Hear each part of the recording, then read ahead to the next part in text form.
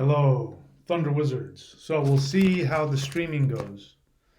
I haven't been streaming a lot lately because there's just been frustrating problems with the streaming. So we'll see how this works. I did later tonight, hoping to avoid all of the, you know, competing other internet issues around. So today we are going to talk about Vedic versus Western astrology. I'm going to be sharing with you some new ideas about the differences between the two. And I'm going to be sharing with you the spiritual reasons why there's a difference. And I think this is important to understand. If you follow my teachings, if you've watched my videos, you know that one of the main ways that I go about analyzing things is I want to analyze what the mindset is behind it.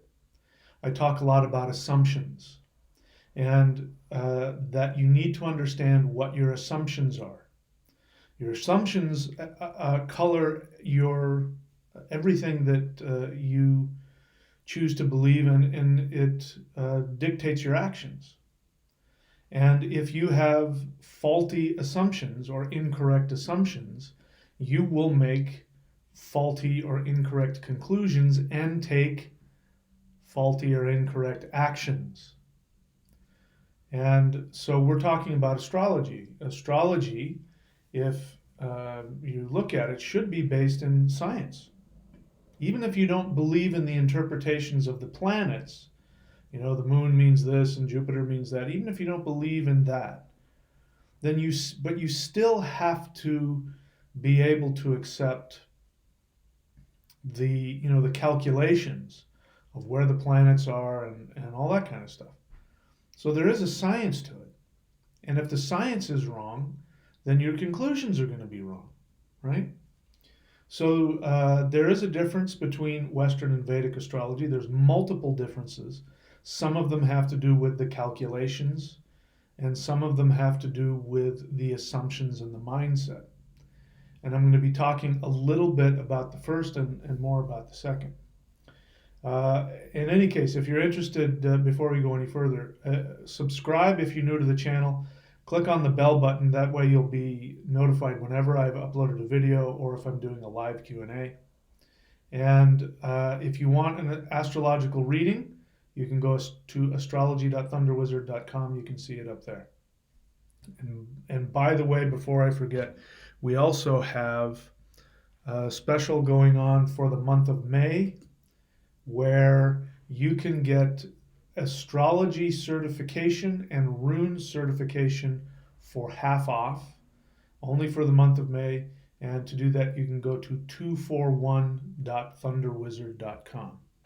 All right, so let's get back to what we're going to be talking about. Okay, so Vedic astrology versus Western astrology. So let's go over some of the basics. And before I do that, I want you to be willing to look at your assumption. There was a comment that was made. I don't know, in one of my videos, I may have started talking about the difference, something like that. And somebody wrote in a comment, some days I like this and other days I like that. They're both good. There's no reason to pick a fight. One isn't better than the other. And I didn't respond to that. I wanted to, but I didn't. And it's because, sometimes you just let people have their opinions. There were some assumptions in that response, and the assumption is that first off, I don't believe the person who made that comment knew enough about astrology to know why it's important that the differences are there and what the differences are all about. But the other thing I didn't like about it was that there is an assumption in there that, this astrology thing, whether it's Western or Vedic, it's really kind of arbitrary. It's just sort of this cute little spiritual thing that we do, and it really doesn't have any meaning to it, except it's sort of the way people talk when they talk about religion. They'll say, oh, whatever your belief in God is, that's your belief and that's okay. And I'm all for religious tolerance, don't get me wrong, but there's an assumption in that, which is that really none of it is true. So who cares? Some people like chocolate, some people like vanilla. It's just a personal taste. Well, the more research I do on astrology, both Western and Vedic, the conclusion that I come to is that that's really not an accurate understanding. And so I want you to analyze your assumptions about it. Maybe I can educate you on astrology and what it is, and why it's important to know, what the difference is. So let's do some history about astrology. So Western astrology was introduced to Europe by the Greeks. And it was introduced by the Greeks about 2,000 years ago. I don't know the exact date, but it was around 2,000 years ago. The same is true for Vedic astrology.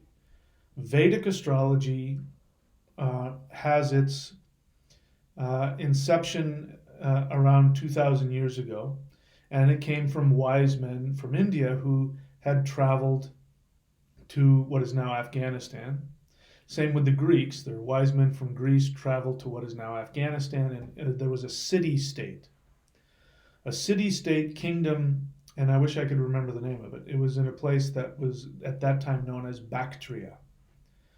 And this city-state had a very profound religion observing the stars and the planets. And so they came up with the 12 house system, the 12 signs of the zodiac, and they came up with the basis of what those things mean. Now, in astrology, now in both Western and, well, in Western and, but not in Vedic. In Western astrology now, you can decide if you want to use the tropical zodiac or if you want to use the sidereal zodiac. And what I've just learned about this is that the tropical zodiac is an understanding of looking at the snapshot of the sky based on the tilt of the Earth. So, the Earth rotates. It not only rotates, but it wobbles. And what I found out is that it takes approximately, this isn't precise, it takes approximately 25,000 years for this wobble to do one whole loop. Okay, I'm sorry, I'm getting distracted. I saw a red light. Okay, so it takes about 25,000 years. And this wobble, the Earth wobbles as it's rotating and doing all that. Of course, that's going to change what you see when you look in the sky, right? And this takes about 25,000 years. As it turns out, that is the age of what we know as a yuga in the Vedic tradition. That was an interesting little synchronicity that I noticed. And what was happening 2,000 years ago is that this wobble had coincidentally had lined up so that what we perceive as the difference between the tropical zodiac and its view of the sky and what we call the sidereal zodiac and its view of the sky was lined up. So these 2 points line up perfectly about every 20 something thousand years or something like that. Maybe I'm don't hold me to that. I'm bad at math, so I could be screwing that up. But it was in Aries at that time, which, as you know, is at the beginning of the precession of the equinox. The beginning of the precession of the signs. And what the Greeks did not know at that time, or if they did, there's some debate as to whether or not they did know it or not, but they certainly didn't end up employing it in the long term, was this understanding that there was this precession of the signs in the sky, and they certainly didn't know that the Earth wobbled They didn't have that information. So they were taking their information basically from a snapshot of how they saw the sky about 2,000 years ago. And so Western astrology has been making its calculations based on that understanding ever since. What we have found out is that, your view, if I had a picture of a globe right here, I'd show you a circle, which would be one way of looking at the stars. And then there's actually the Earth is tilted and you're kind of looking downward anyway. But the Earth has a tilt to it. And so you have to allow for that. If you don't allow for that, then what's going to happen is every 72 years, the tropical zodiac is going to veer away from the actual sky by 1 degree. So in 2,000 plus years, the tropical zodiac, which is Western astrology calculations, understand what I'm saying here. When you get a Western astrological chart, calculations are done. Now they're done by computers. A computer will do calculations and come up with a chart of where the sun is, where the moon is, what house it's in, what sign it's in. 2,000 years ago, when they brought this back from Bactria to Greece, the tropical zodiac and the sidereal zodiac were completely aligned. It didn't matter. Your calculations didn't matter then. The one calculation would, they didn't know there was these two zodiacs. But what has happened is that understanding of the zodiac, those calculations, were only right 2,000 years ago in terms of what planet was where in the sky. So you need to understand this. Those of you who want to say, oh, Western is good and Vedic is good, they're just different. They're different, but they're based on actual calculations. Actual mathematical calculations. And these are not arbitrary things. So we can't just, everything is love and light and everybody's good and everybody's right. That's true in some things. Chocolate is great, vanilla is great, whichever one you like. That's personal preference. But we're talking about mathematical calculations for the location of the planets in the sky. And that is not up for arbitrary debate. So I'm sorry to my friends that, any of my Western, I have some Western astrology friends who watch the channel who I have a lot of respect for. I'm sorry, but I'm not going to sit here and say that, yeah, Western is good too. Even though you may have a lot of success with Western astrological predictions, congratulations. I think that's just sort of kind of, beside the point. Because what we now know, when you now take into account the wobble of the Earth and its change of perception on the sky, when you take that in, you end up with the sidereal zodiac.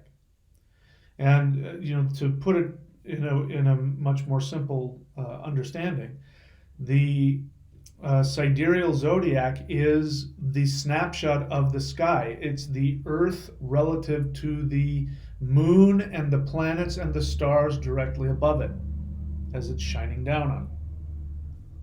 The tropical zodiac, and this is where we're going to get into the important part in terms of why Western astrology didn't catch on, is that the tropical zodiac is the calculation based on the Earth relative to the sun. That's important to understand. So that's the one thing. So the first difference that you need to know, in case anything I said, because to be honest, I don't even understand it. I'm very bad at math and all that. I'm not a scientist in that way. So, I'm just going off of my, third grade level understanding of what I'm reading about astronomy and all that.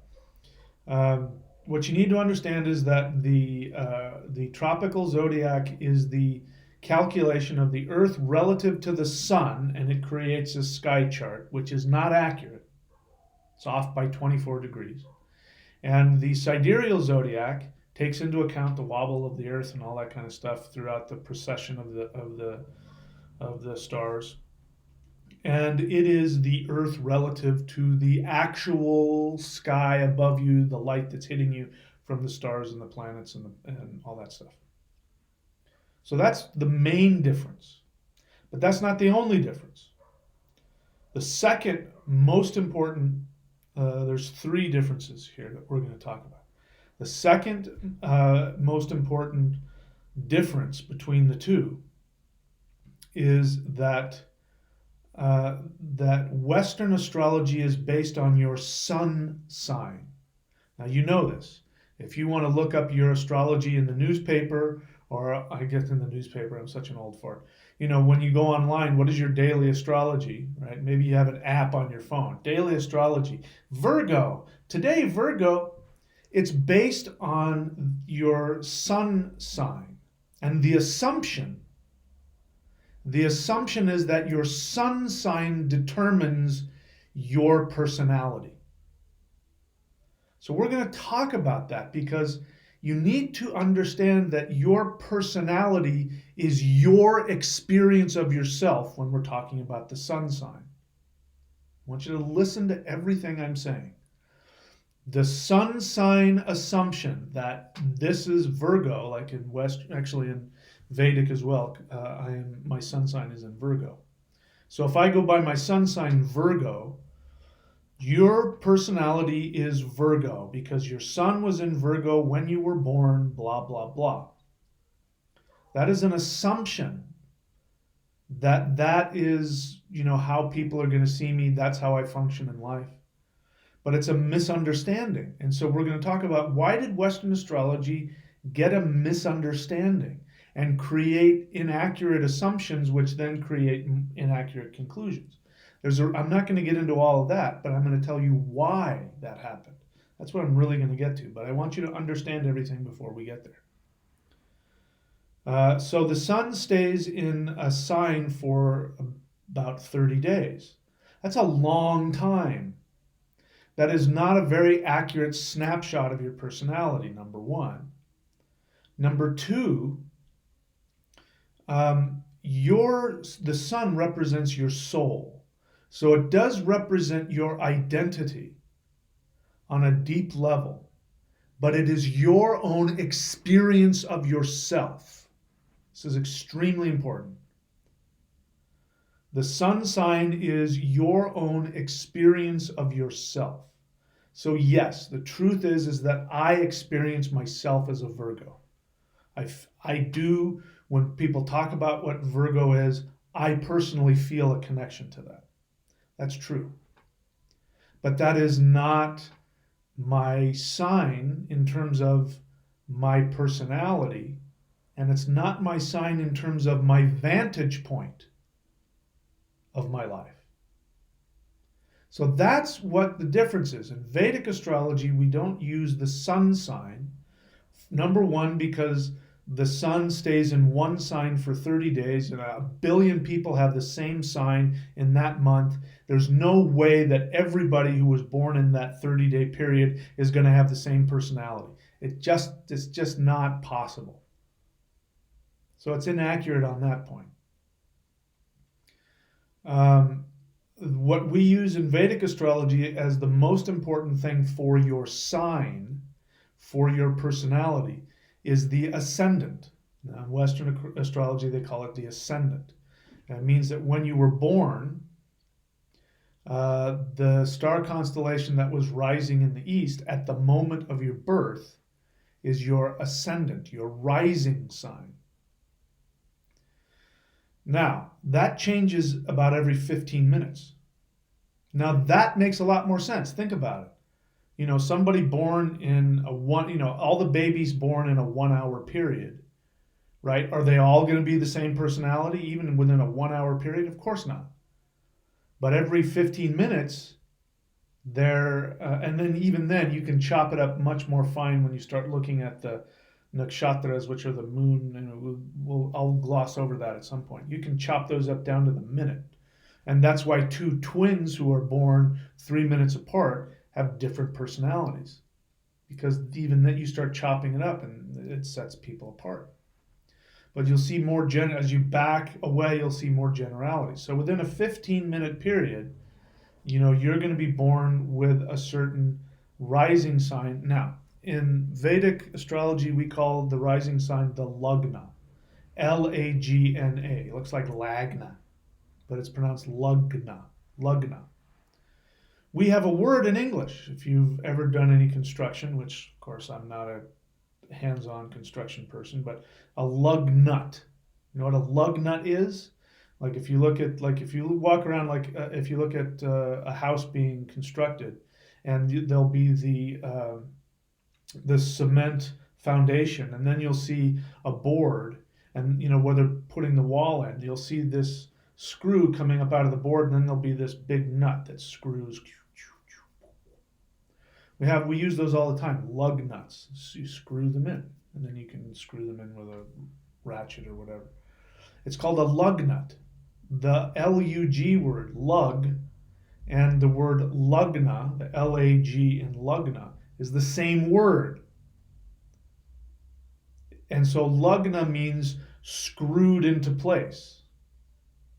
So when you were born, the rising sign that was coming up, as that hits you, the moment you pop out, and the light from that star constellation hits you, it screws you into place. And when you're screwed into place, like the nut, and then on my chair, I can rotate around. So imagine this is me, my first house, my rising sign, and here are all the other houses, right? 1, 2, 3, 4, 5, 6, 7, 8, 9, 10, 11, 12, 1. Your lugna is your vantage point that you see the world from. So your personality isn't how you are in your own experience of yourself as the sun sign would want you to know. Your personality is your vantage point. This is from the sign of Leo. I'm a Leo ascendant. So I was screwed into place at, specific degrees, blah, blah, blah, of Leo. That's how I see my life. So whatever your ascendant is, your rising sign, your lugna, that is your vantage point. It's not your personality, your experience of yourself. It is your personality to the rest of the world. It's not your Aruda, that's something else. So don't get those confused. It's your vantage point. It's how you see things. Now, what's important to know is that from the ascendant, the houses, the truth is that first house, second house, third house, fourth house, that is an arbitrary placement of houses, because you can make an astrological chart based on any one of the houses. And what you're doing is you are taking the vantage point from that house. So for instance, if you make your seventh house, the house of marriage and relationships, your first house, then what you're going to be seeing if you create a chart from that is what your relationships, how they view your life. From the viewpoint of your relationships, what does your life and your karma looks like? So each one of the houses represents something else. And one of the most popular ways to do it in Vedic astrology is you do a chart based on the moon sign. In fact, there are astrologers that just do moon sign based astrology. So wherever the moon is, that's your first house, and they do it from there. Now, if you're like me, you have your moon in your first house, you've covered both bases, that's got a really interesting thing to it as well, which I've discovered, which maybe I'll share about. So, again, I'm getting to the difference between Western and Vedic astrology. Western astrology operates from the understanding that I was just looking to see if there's no comments. There's 17 people watching. It's okay, this will get recorded. So from Western astrology, the understanding is that the sun sign is your personality. And I'm saying to you, it's not your personality, it's your own experience of yourself. And we could take it to the extreme and say this is your narcissistic perception of your life. That's why in the title there I put ego versus mind. Okay? And Western astrology, and Vedic astrology operates from your lagna, your rising sign. And so that's a more accurate because that's your perspective of your life. What's going to happen with my relationships? What's going to happen with my career? What's going to happen with my job? That's why we use that. Number one, because it's a very precise snapshot of your personality. And it's also, it shows you if you want to use astrology in a predictive way, like when am I going to get married and then you want to look at it from the ascendant, because that's, imagine you've got your first house is an actual house, and that you're inside the house, you've got, your living room, and then you've got the porch. Okay, so the sun sign would be like, if you go to wherever the sun sign is, the sun sign is like you're sitting inside your house and you're thinking and you're talking and you're in your underwear. It's your experience of yourself. The lagna is when you're sitting on the porch looking out at what's around you. That's your lagna. It's not a narcissistic experience. It is you in three-dimensional reality, you and your relationship to your life. Okay? So now let's get to the question. Let me see, was there a third thing I needed to say? So I want to just go over it very briefly. Vedic versus Western, main difference is tropical versus sidereal. Tropical zodiac is not just, hey, let's try a tropical zodiac. It is wrong. It is a wrong calculation.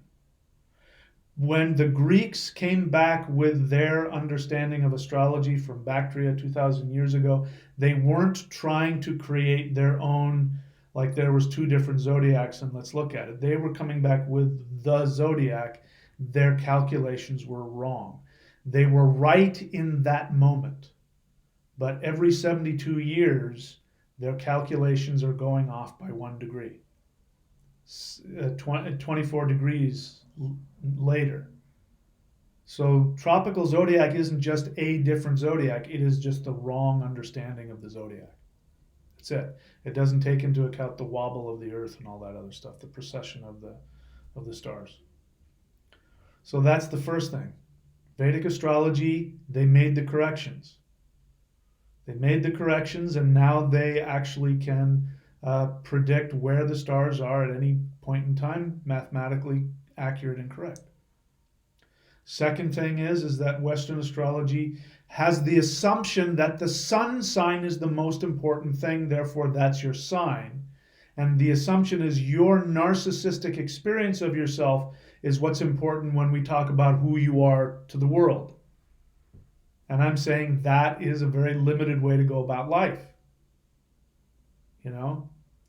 The idea that I am my sun sign is like saying what I hear people say all the time, especially in the developed Western world. This is the disease of the Western world. I just want people to love me for who I am. What that really means is they want to be loved based on their own narcissistic experience of themselves. Wait, no, I want you to know me. I want you to understand me. The isolation in that. They're not comfortable within themselves. They want somebody else to share their narcissistic experience of themselves. When in reality, if you're comfortable in yourself, you have this understanding that people don't need to see you as you experience yourself. They have their own experience of you, and your job is to interface with that. That is what a healthy, loving person does. You take the other person as they are, you see them as, oh, that's how we interconnect. This is how I affect you. And I want to adjust that so I can be the best friend or partner that I can be for you. For some people, you treat some people different than others based on who they are. And so I'm saying that Vedic astrology comes from that assumption. Now, why? Why is that? Why did Western astrology, first off, why did they get stuck in the wrong calculation? I don't know about that. There's some debate as to whether or not they knew about the procession and they chose not to go through with it, and maybe that had to do with the church and the suppression of the astrology. Maybe if the church hadn't made astrology a bad thing, maybe they would have been more open about it and more scientific. Who knows? But for whatever reason, they chose to stick with the wrong calculation of the stars and the planets. But the question is, why did they stick to this idea that the sun sign is the most important? So bear in mind that the discovery of astrology by the Greeks and by the Vedics from this city-state in Bactria, which no longer exists because the Muslims destroyed them. Who knows what was lost, by the way? Who knows what was lost of that science? It's a tragedy. 2,000 years ago, we were entering the age of Pisces. And we are now moving towards the age of Aquarius. Some people say we're already in it. I honestly don't know. I don't think we're there yet. Perhaps. I really don't care. The age of Pisces was the age of God versus man. The age of Pisces is the Middle Ages, where you have these big castles with lords in the castle who have all of the money and all of the power, and living on the grounds of the castle is all of the poor workers who literally walk around in their own feces because that's what they use to fertilize the crops. And they have nothing, and they have to live within a few hundred yards of the castle because the castle is going to protect them. The soldiers in the castle will protect them from all of the other people that will come and destroy you and rape and kill you or whatever they're going to do. And so there was the have and the have-nots. It was about bowing down to authority. And so what is the major religion of the age of Pisces is Christianity and Islam, by the way. Same thing. You bow down to the Almighty, and you are nothing and He is everything. You are a worthless piece of crap. It's all about His glory. That God created human beings for His own narcissistic glory. I'm using the word narcissism on purpose. Because what is the sun sign understanding? If you look at your chart just from your sun sign, you are looking at it from your own narcissistic experience of yourself. So I'm saying that the age of Pisces, the monotheist religions, and Western astrology is based on this same emotional assumption of my own narcissistic experience of myself is what's most important. It's me, me, me, me, me. Me versus you. Because that's what the age of Pisces was. It was me versus you. Those who had power and those who didn't. Christianity, what is Christianity about? That Jesus, who is supposedly the perfect son of Jehovah, the Father, he is sinless and He is perfect. He is innocent and pure. He is sacrificed. He is brutally murdered. He wasn't just murdered on the cross. God the Father poured out all of His wrath for every single human being that was ever born and would ever be born. In other words, God the Father hated human beings, every single one of them. And in order to appease His wrath, He took it out on His perfect Son, who did nothing wrong, and whose job when He came in, avatared into this world, His job was to do the will of the Father that sent Him. So much so that in the Garden of Gethsemane, He goes to pray, please take this cup away from me, as He sweat blood. So He wasn't even a voluntary, sacrificial victim. He was forced into it. He didn't want to do it. That's not my opinion. That's what's in there. He said that. He said, please take this away from me. And God the Father said, no, no. I'm gonna torture you. I'm gonna torture you. I'm gonna put all of my wrath onto you, and then that's another cruel way to make everybody else feel guilty, because now I took it out on you instead of them. This is the age of Pisces, at least the last one that we had. What is the symbol for the church of the Christian church? It's the fish, the Pisces, Pisces. So the age of Pisces is about narcissism. Me versus you. So the main thing I'm saying that I have a problem with Western astrology is that it is wrong. The calculations are wrong. It's not an arbitrary thing like, well, there's the tropical zodiac and then there's the sidereal, and whichever one you like better. It's not. The tropical zodiac is just simply a wrong zodiac. The calculations are wrong, period. Sorry. Again, this is a science or it's not. If it's a science, then there is a proper calculation, or there isn't. That would explain my experience of, Western astrology just never really cut it for me. The things it said about me and my life didn't ring true. The moment I started working with Vedic astrologers, not only would the predictions be accurate, but then the remedies and the things that you do worked. That's why I teach it. I wouldn't teach it if it didn't work. And so now we look at Vedic astrology. Now, before we look at the 12 signs and the 12 houses and the sidereal zodiac and all that, Vedic astrology existed before the Vedic wise men came back with the 12 signs and the 12 houses, which they learned in Bactria. Before that, the Vedic astrology was based on the nakshatras, which is the procession of, if I understand it, the star constellations based on the moon. So the moon was what drove their astrology. Western astrology is based on the sun. Remember that. It's based on the sun. It's based on the self, the narcissistic experience of the self. Moon is not the self. Moon is the reflection of the self. The moon reflects the sun. The sun is the spirit.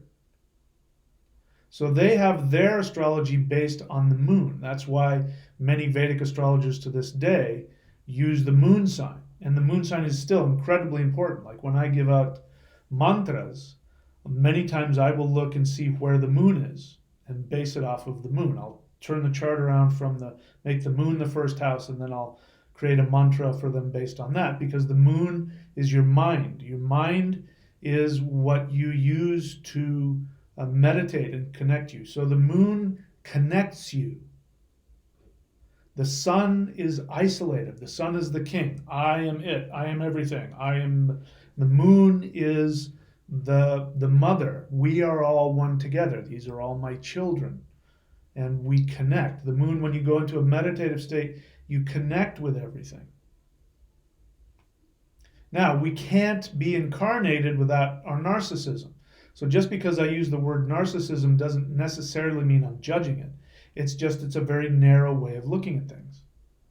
We have to have it. If we don't have our own identity, we can't function in the world. Okay? See where I'm going with all this? There might have been some other notes that I wanted to say, but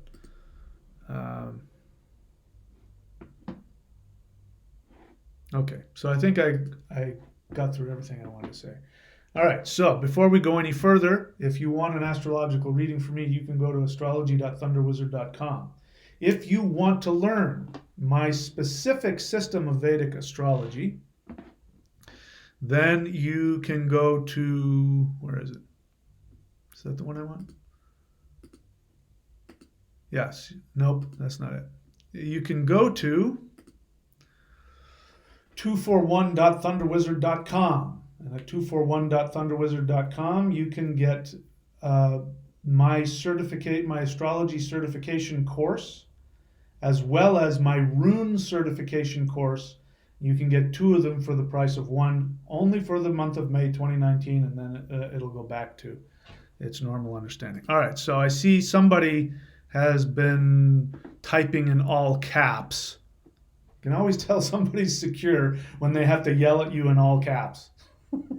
I could be wrong, but that's, anybody who types in all caps, you got to know that most of us just go, oh my God, why are you typing in all, why are you yelling at me?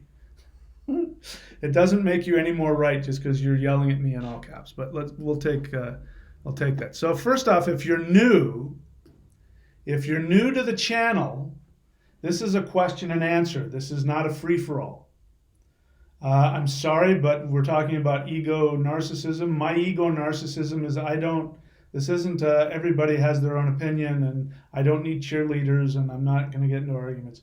I'm only interested in your questions. So if you have a question, you write the word question and then put a well-formulated question, and I'll answer it. If you disagree with me, you have that right. Go to another channel. I'm not interested in arguing with you. Go make your own channel and your own videos. I'm not going to argue with you. So let's see if there are any questions here. So, and also bear in mind, this is just my opinion. If you don't have to agree with it. If you don't like it, have your own opinion. But I'm not going to argue with you about yours and see who's right or wrong. Cody Hill, question, what are your thoughts on Pluto and other planets that you don't see in Vedic astrology? My thoughts on them are that I don't know enough to talk about it. I can tell you what, the thought process in Vedic astrology is that they're too far away.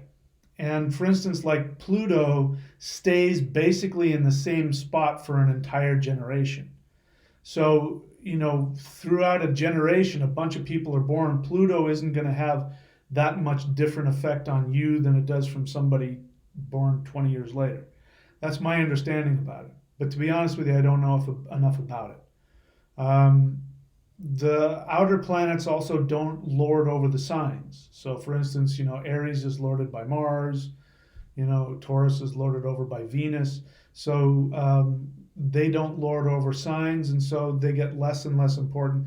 That doesn't mean, I'm assuming, that doesn't mean that they don't have their effects, but I don't talk about something I don't have any knowledge in. So I can't give you any more knowledge about that because I don't have enough knowledge to even have an opinion about it. Okay, please use the word question so I can understand your question, see that you're asking a question. Ghost in the Machine question, between my tropical and sidereal sun size is Andromeda. Do such constellation have a place in Vedic astrology? Again, you gotta ask me a question I know something about. Vedic astrology is a huge science, and I am still a student. So anybody who claims that they understand Vedic astrology, and I've heard very prominent Western astrologers who look at Vedic and they go, oh my God, it's so complicated. These are like Western astrologers who've been doing it for decades, and they look at Vedic and it's so complicated. It's very deep. So there's a lot of stuff I don't know. I don't know anything about Andromeda. That's probably a Western name. Maybe there's a, well, remember I was going to get into this, but so you have the 12 signs and the 12 houses, which was brought from Bactria by both the Greeks and the Vedics. And the Greeks took that back, and I don't believe they had anything underneath that. They just used the 12 signs and the 12 houses. I don't believe there was any other influence. In Vedic, in India, they had a system of astrology which is the nakshatras, the 27 or 28 nakshatras. And so that system was in place, and that is a lunar-based system. And then they took the Bactrian 12 signs and 12 houses and put it on top of that. So it's a very layered system, which actually is when and I don't really know anything about the nakshatras, like some people have them memorized. I don't, so that's something I'm still learning. So again, you're asking me a question I don't have the answer to, and so I can't have an opinion on something I don't know anything about. CNS Productions question, maybe off topic, but what if someone can no longer do their soul desire due to a point that is enjoyable? So remember what I said about assumptions, right? There's no way for me to know that what you just said is accurate. I have no idea that you're making a determination. You are asking me to accept your determination that it is possible for somebody's soul desire to not be done in their life. And if you accept that, then you and I have two different assumptions about what a soul desire is. So let's talk about assumptions again. By the way, in case anybody doesn't know what I'm talking about, we're talking about astrology. Why is he asking about soul desire? So what I teach is that before you were born, your soul had something it wanted to experience in three-dimensional life. And so it programmed itself to take joy when it follows its path, its dharma. And so the way that you know that you're following God's will is that it gives you joy. Now that doesn't mean it's easy, because then you have karma and then you have lessons and all of that. And basically the bottom line is, depending on how much karma you have, unresolved issues from past lives and in this life, when you go after your soul desire, you will go through resistance. And part of that resistance is that you will go through illusion about what your soul desire is. So there are many people out there, when I ask them, what is your soul desire? They get confused. And the confusion comes from them fighting with, internally, they're fighting with doing what their soul wants to do or doing what society or other people want them to do. And so this becomes a fight between, do I go after my ego, which is getting approval from other people, or do I follow my true spiritual path, even if that means I lose relationships and am unpopular? This is something that happens continuously with the soul desire. So I'm saying that it's impossible for the soul desire not to be done. If you reach a point where you can no longer do your soul desire, you will die. Because the only reason you are here is to live your soul desire. This is a complete antithesis to the Abrahamic version, the Christian version, which says you are here to do God's will. No, you're not. You're here to do what gives you the greatest joy. That is what's going to give the biggest blessing to the world. That is what is going to give you the greatest empowerment. And what is the point of being here if you're not having fun? There's no point. For those of you who are not having fun, the good news is that you can. You're just going to have to take some risks and pull up your nutsack and do some ballsy things that you haven't done yet. And that's my job, is when I do career consultations or just consultations, I help you find out what your soul desire is. So you have an assumption here, CNS Productions 14, that the soul desire is arbitrary and that it can come and go, and what if we can't do it? So right there, we are at an impasse. That's why I can't get past that assumption you're trying to shove down my throat, is that you can no longer do your soul desire. And I don't believe that, because that would mean the soul desire is really not all that important. And I'm saying it's the only thing that matters. And it also, my assumption is that, once you've achieved your soul desire, you no longer have to be incarnated. So if you want to avoid reincarnation, do the ballsy thing and do what gives you joy. You're saying that your soul desire is no longer enjoyable. First off, I don't know if you know what your soul desire is. I would only know that if I talked to you for a while, and I could cut through your unconscious, self bullshit to find out what's really going on. I would need to find out if you're in conflict with your soul desire, and if you're mistaking your soul desire for what makes other people happy. Most people do. And so I just don't accept that. How could you not enjoy it? If it's not enjoyable, it wasn't your soul desire. Listen, somebody might say that gambling is their soul desire. I suppose that's possible, but my experience of gambling for most people is that, especially if you're addicted to it. Well, let's just talk about it. Let's say you're addicted to gambling. Let's just assume that gambling is okay. If you're addicted to gambling, that is not your soul desire, because even though you may have fun, there might be a rush in it. There's going to be a point of diminishing returns where you start to feel crappy and disgusting and gross, anything that involves harming other people. So theft, being a con man is not your soul desire. You may get a rush out of it, you may enjoy it for periods of time, but after a while it wears away at your soul and it causes damage to other people. So what you're saying is your soul desire, I don't think is your soul desire. Something else. And the only way for me to know that is if I can talk to you on the phone for an hour and cut through your bullshit and find out what's really going on. So the second half of your question, do they move to the next best thing or have to wait for another incarnation? So if I take that into account, for the first 35 years of your life, you're still, I was talking about this with a student today. The first 35 years of your life, according to Vedic astrology, you're not an adult yet. You're still figuring yourself out. I thought I wanted to be an actor. Now, I do believe I was following my soul desire, but it wasn't my ultimate destiny. It was part of my training.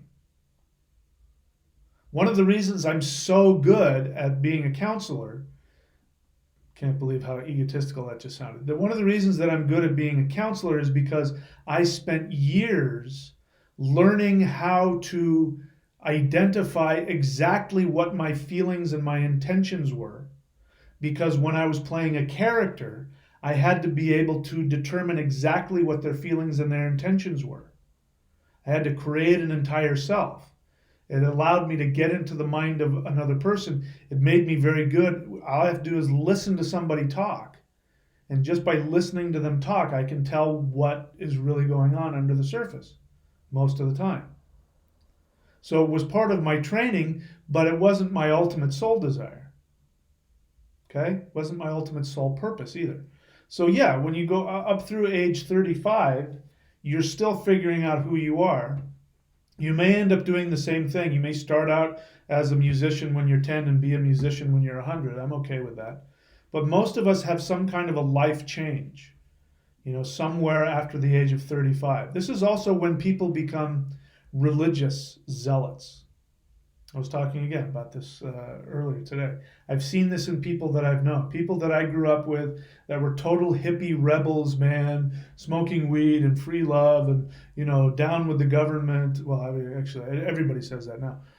Down with authority, love and peace and light. And a lot of them are just hardcore born-again Christian, fundamentalist Republican establishment.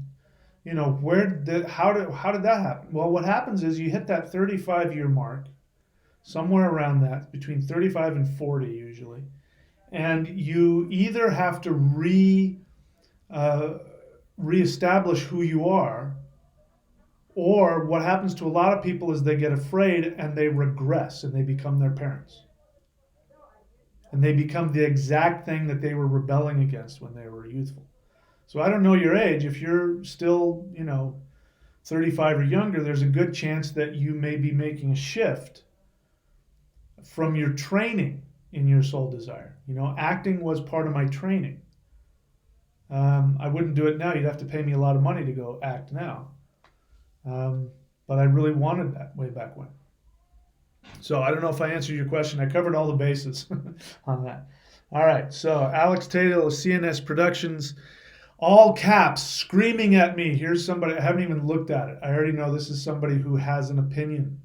And he's going to tell me where he's right and I'm wrong. Let's see. Dude, it sucks that I'm the one answering your question because I'm nobody here. But I think I got your answer. When you reach that point, you basically take a step upwards in ascension. I don't know what you're responding to, Alex. What question are you answering? I don't know what question you're answering. And I don't remember asking you to tell me. I don't know what you mean. Are you responding to me or are you responding to someone else? How this works is this is a question and answer. If you have a question, I'll answer it. Okay? But if not, I was going to look at it because I wanted to see what it was, but I got to be honest, I don't know where you're coming from. I have no idea what this comment is supposed to mean. Wolf of Odin question. Whoops, what just happened here? Wolf of Odin question. Midgard is Midgard, Asgard is Asgard, all of the other realms at Heim, which means realm. Can you please, people, if you're going to write a question, write a question, put a subject and an answer, use, there's a reason we have like commas and capitals and periods. It's so that we can make sense of what you're writing. I don't know what the hell you're doing. What are you writing? Midgard is Midgard, Asgard is Asgard, and there's no period there. All of the other realms at Heim, which means realm, it means home. Heim means home. So I ask, why is Midgard Midgard? Why is Asgard Asgard? Why does this mean, why is Midgard not Midheim? All right, so that was a long question. That's a good question, actually. So for those of you who don't know, we're talking about Norse mythology. As you can see here, I follow some aspects of the path of my ancestors who were Norse. They believed that the universe was made up of 9 realms, 9 dimensions, which they called, most of them, 7 out of the 9 were called homes. So Vanaheim, the home of the Vanir. Vanir are the gods of fertility. Muspelheim, the home of the fire home, the dwarf home. There are 2 that are not called homes. They are called Gard. Gard means yard. Yard means enclosure. It means fort. Now it means that little, enclosure in the back of your house where you have a fence around it and you have a yard and your kids and your dog, but it's your enclosure.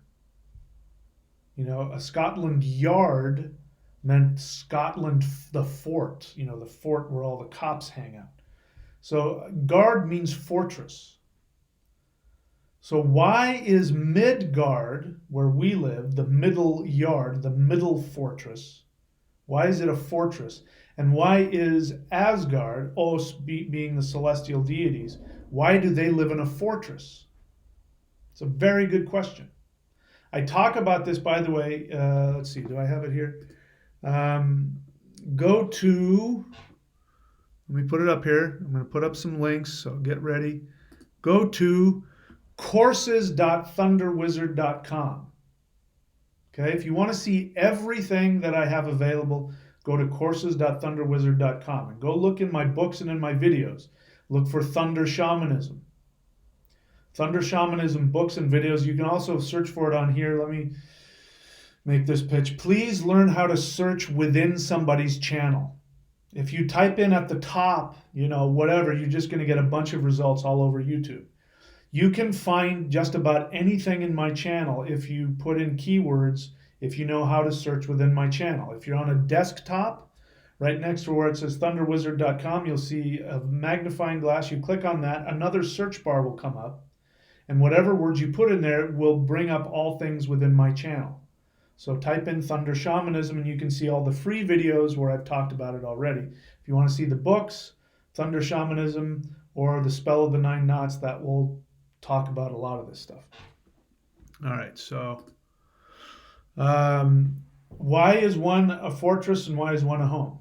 So we have to think about this for a second. What does a fortress do? It protects you from incoming invasion. So this means that energetically, the realm of the celestial deities needs to be protected from other energies. It means that the home of humans, the middle yard, the middle fortress, humans need to be protected from the influx of other energies.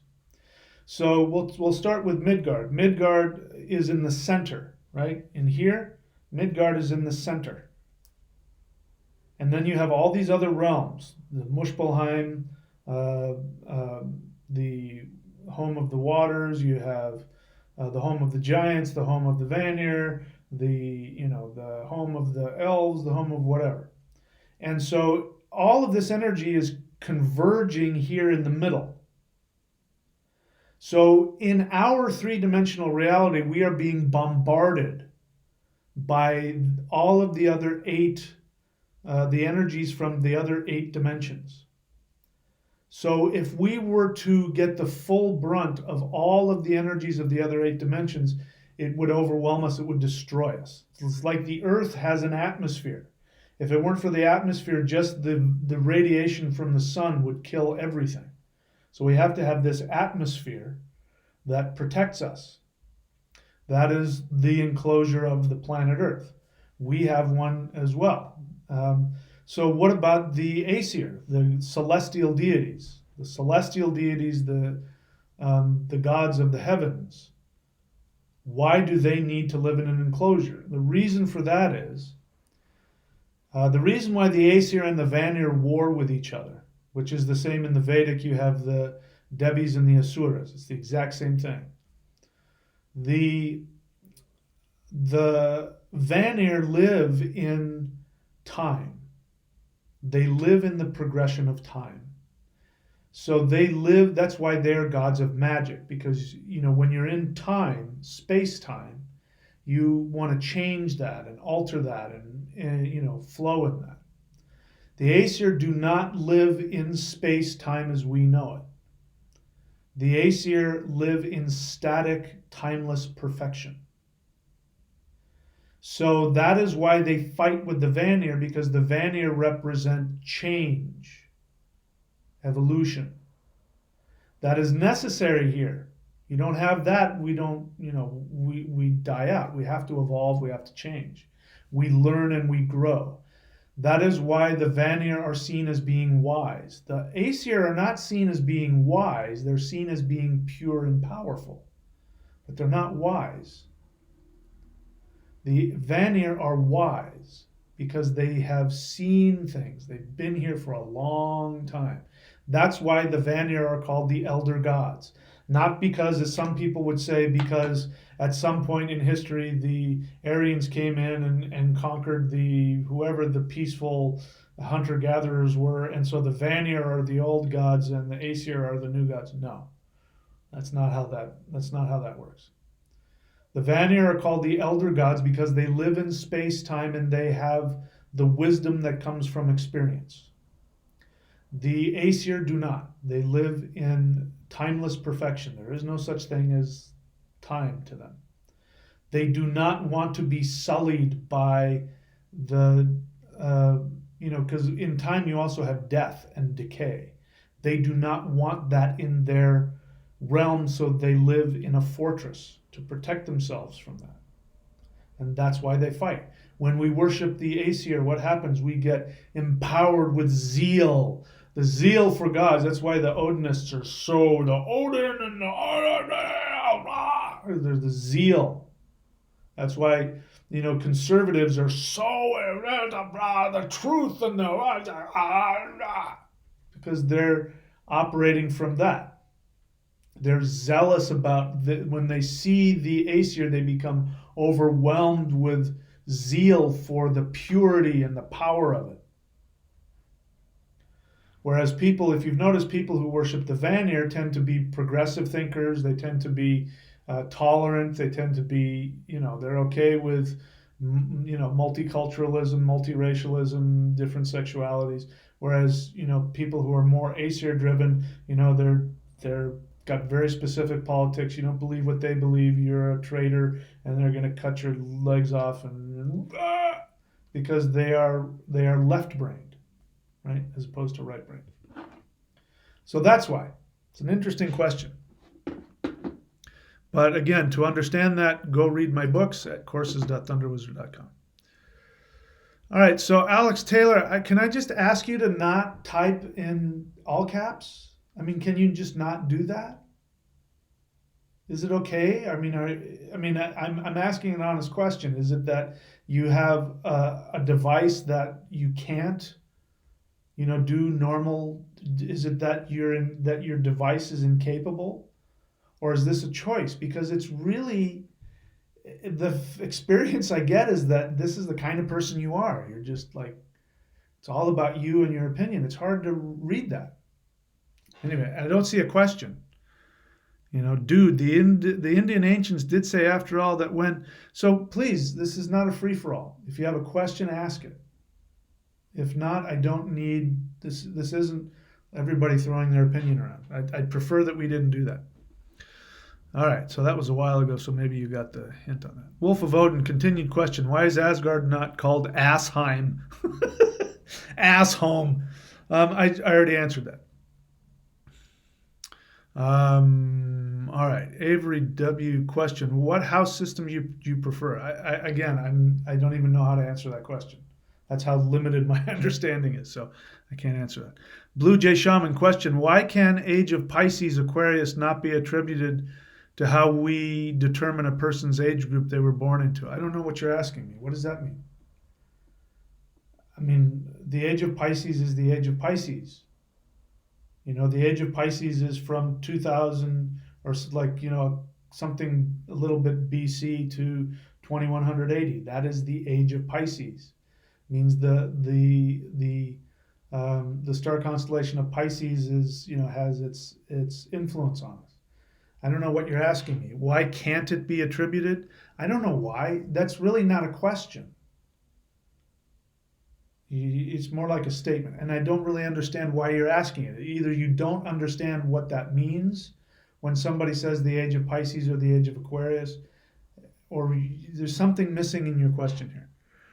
Is this how the seers and rishis? Okay, so had the power to see a person's age. I don't know what you're at. What do you mean a person's age? I don't understand your question at all, my friend. I'm sorry.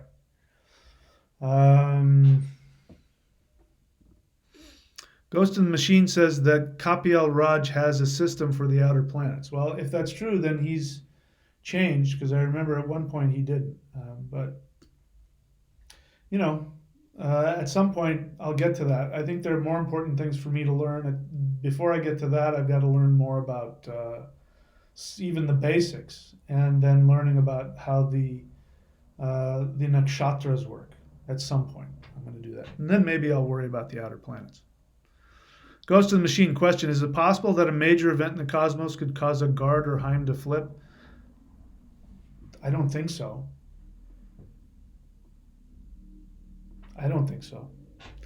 Question. I mean, if the Earth wobbles, so would the rest of the cosmos, would they not? Okay, please. I mean, you have to have a whole sentence in there. What does that mean? I mean, if the Earth wobbles, so would the rest of the cosmos, would they not? What do you say? Do you know how to use like commas and I don't know what you're asking. If the Earth wobbles, does the rest of the cosmos wobble? Is that what you're asking me? No. I'm sitting on my chair. You can see I'm leaning back and I'm leaning forward. That's the wobble of the Earth. Me leaning back and leaning forward doesn't make my house wobble. My perception of the house changes because I'm wobbling.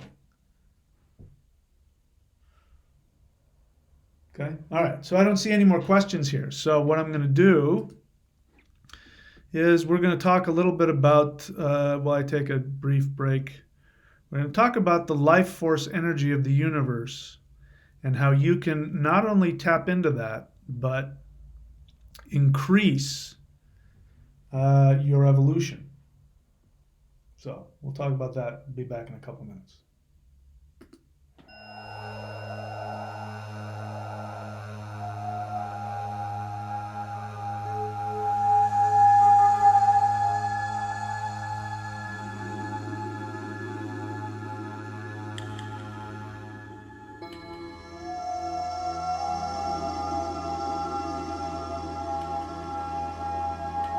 Hi, I'm Michael Denny of SpiritTao.com, and this is Celestial Negong Part 1. Celestial Negong means that this is power that is descending from heaven. And the idea is that we are all microcosms of the entire universe. You are the entire universe, and everything around you is simply the projection. You are looking within yourself. So when you look up into the stars at night, you're actually looking deep within your own body. When you look at the sun, the moon, the trees, the flowers, you're looking within yourself. This is Negong. And so what we're doing is we're simply releasing that infinity from within us. You are tapping into and releasing the power that is within our own body, our own cells. our own organs. So one of the reasons that I'm making this DVD is in the hope that the essence and the spirit of the teaching of the Shang-Qing arts can be taught to the world at large, and it is my hope that the core essence of what the Shang-Qing tradition is will continue to live and grow and evolve. As we move on into the Aquarian age, everything is changing. I don't need to tell you that. The entire world is changing, and what we are seeing now is that if people hold on to external things, they are very challenged in life. And those who are making the transition into the next phase that we are moving into in the world as we approach 2012, those who look within and find their source of strength from within, those are the people who are getting the most out of life and will make the transition into the next phase of evolution most comfortably. It is my belief that the Shang-Qing tradition is one method whereby human beings can evolve into the next level of being in the most comfortable fashion and be able to take advantage of the rapid, energetic, mental, and spiritual changes that are going on in the world today.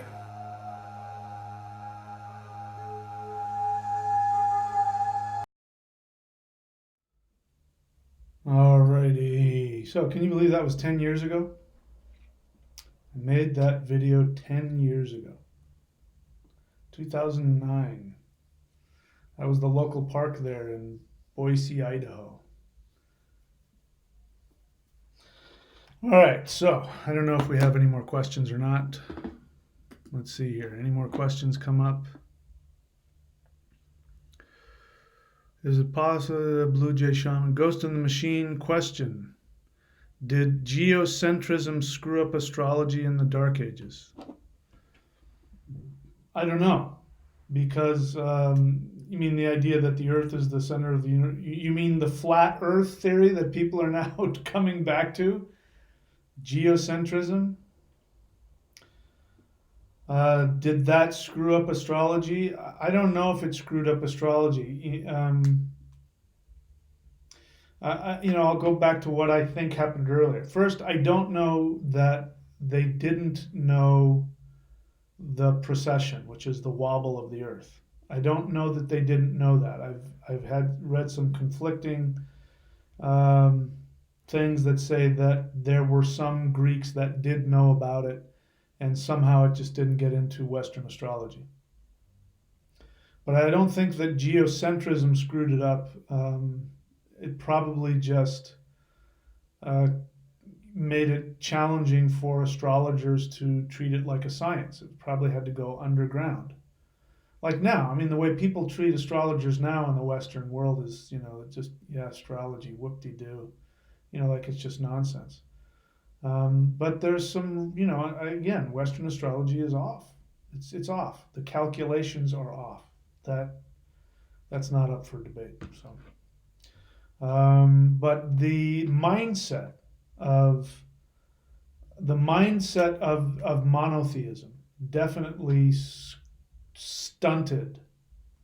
Because did you know? By the way, do you know where the zero comes from in mathematics? You know where zero comes from? It came from India.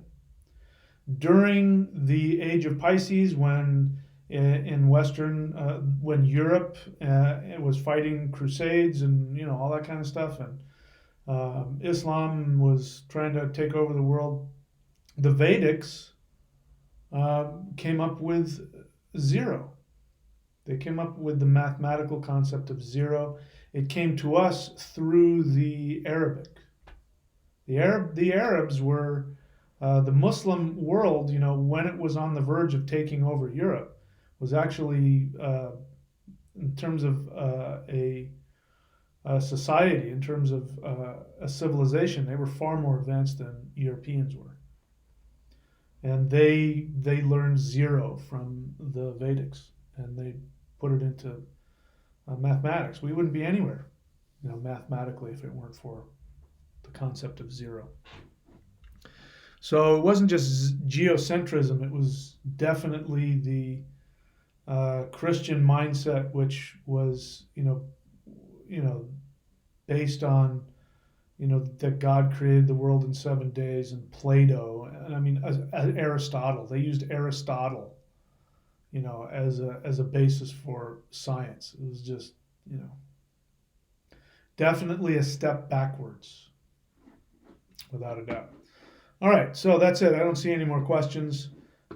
So again, as I said before, for the month of May, 241.thunderwizard.com, you can get astrology certification and rune certification. In case you don't know what that means, is that I teach you my system of Vedic astrology, which is the reason why I teach a system of astrology is because I focus on things that are very practical.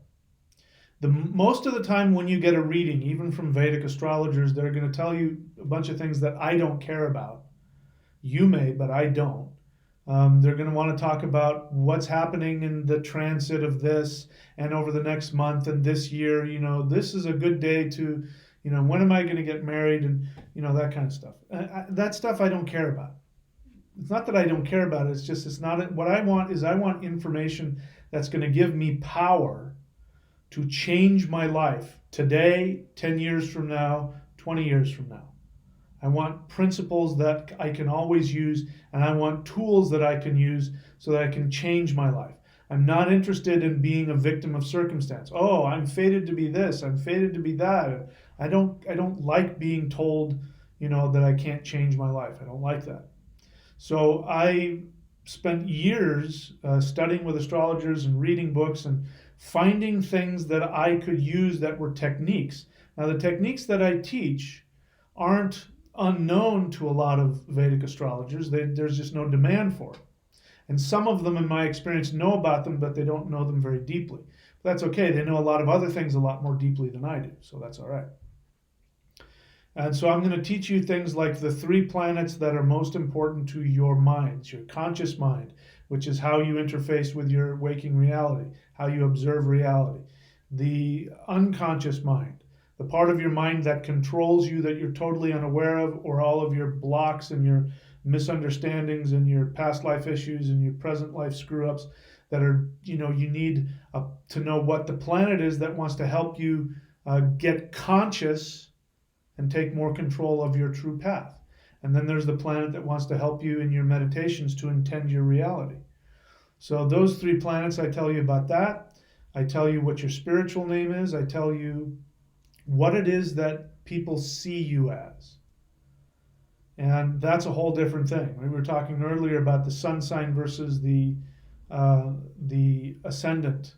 The ascendant is how you view your reality, your vantage point.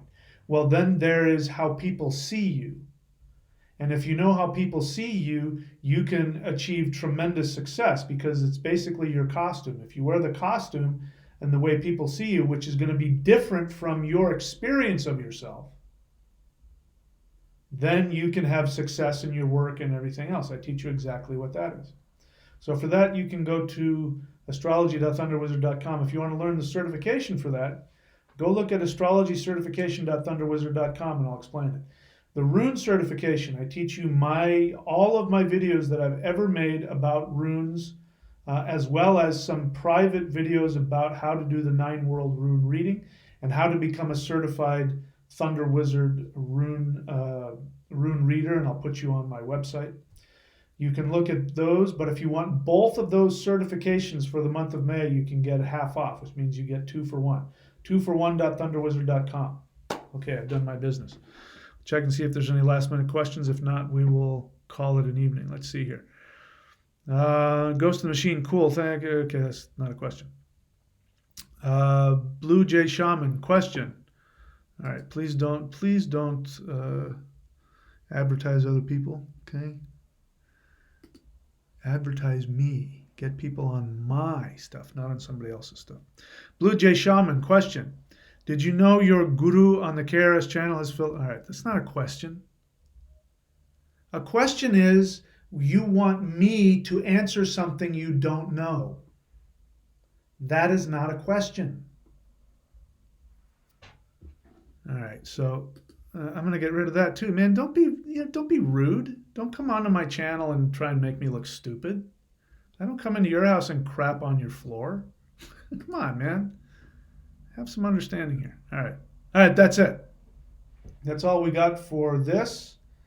And until next time, my friends, I look forward to talking to you. Maybe I'll see you guys tomorrow. And that's it. Talk to you later.